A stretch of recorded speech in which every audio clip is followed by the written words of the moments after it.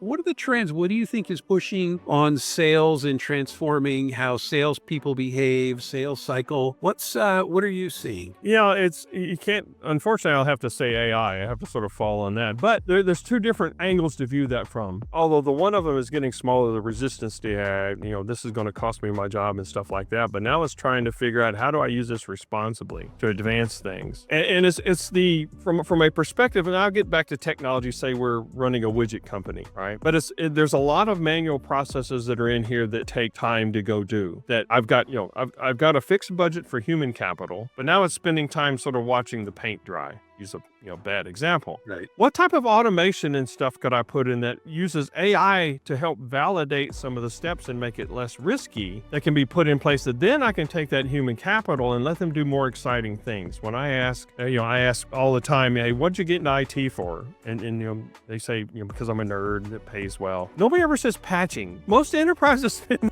the majority of their time trying to patch, and they don't do it well. Right. Right. So how can you sort of free up that time? The best, and this was going back to your previous question about success. I had a woman on a podcast. She was a CIO at a university that it had Tanium for about a year. And I put her on, and I did the original demo for them of here's what this can do. And then a year later, she's having to hold her staff back. Her staff at that point in time was just tired. They were overrun. They're patching. They couldn't do anything else cool. And then after a year, they were going to their door. Hey, can we do this now? They were excited. So this human capital piece of what technology can do on the back end, and things like from an automation to free up your time. We don't like to do routine things. We don't like to do the same thing over and over again. And I always want to try to do something new. So how do I tie that together? How do I get that message across? And she was a better salesman than anybody ever was of that, because she's telling the way it transformed their business. Right. That's an indicator of success that I can go share. I can be proud of at the end of the day, looking back, years from now. Yeah, I had some really good successes back in the day. But that's the way, looking for those things that can have that impact on a broad scale that gets us out of doing the mundane and the very time consuming to where